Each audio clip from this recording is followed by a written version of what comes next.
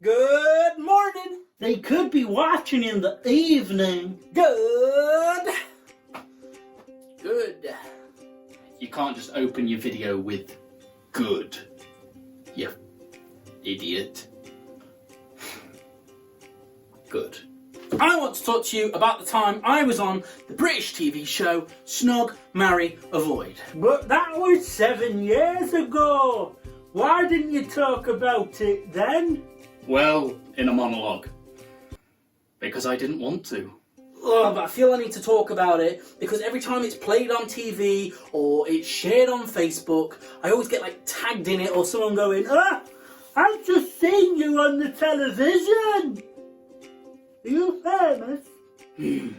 Backstory, Snog, Marry, Avoid was a British fashion TV show between 2008 and 2013, which was predominantly shit, but most TV was. Basically, people who dressed as complete fridge magnets would go into Pod, a white room, and then just get the shit taken out of them by the show's producers. They would then be dressed as a normal person, which they hated but had to pretend to love to be on telly. But all the family and friends would be like, oh yeah, you look loads better.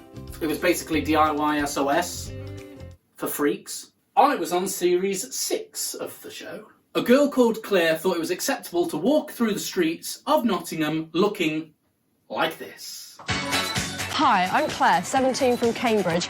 The producers then asked me to judge her. Would I snog her? Would I marry her? Would I avoid her? You never get any of the 3 options, I might add. I mean, it'd be a completely different show, but it was like shag, handjob, kill. Now, right, so I actually think she's lovely, and I think there's great beauty and creativity in expressing yourself through fashion and makeup. But saying that wouldn't have got me on TV. So I said I would snog her, because she looks easy and I am desperate. Apparently that's not the right thing to say either. So instead, I said this. I would avoid her because she's got an interesting look, but she looks like she's hiding behind a persona. That's right. Witness it. It's on the internet for the world to see now. I have just been a judge on a BBC fashion TV show. Me. With that hair and that jumper and bag combination. And those teeth! How can this ugly sack of shit say anything about that lovely girl on national television? A girl who actually cares about how she looks and takes time out of her day to apply makeup and to choose what she wears, not some guy who sniffs his jeans to see which ones are clean. Then they give her a makeover and she looks lovely. Here she is. So now she can just fade into the background and not bother anybody and not express herself. They went and asked people in the street again, and instead of saying avoid, they all said they'd snog or marry her. But there is another section in that show, a comedy section, where the general public get to comment on fashions of the day. This was in 2013 at the height of Grandad Style fame. Philip Schofield tweeted Grandad Style. One of the researchers found Grandad Style and asked me and Alex to come on the show. So we did. We dressed up as the old people, Harold and Mabel, and went into Nottingham to talk to a TV show about camouflage fashion. Pod was outside Primark.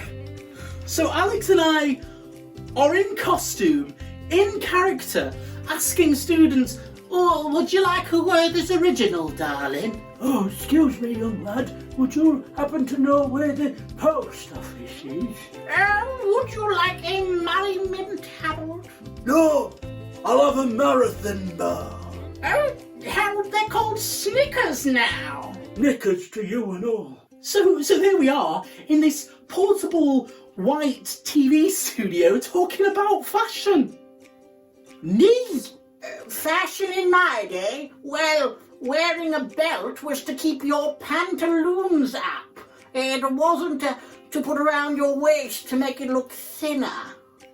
Camouflage was used so you didn't get shot by Germans.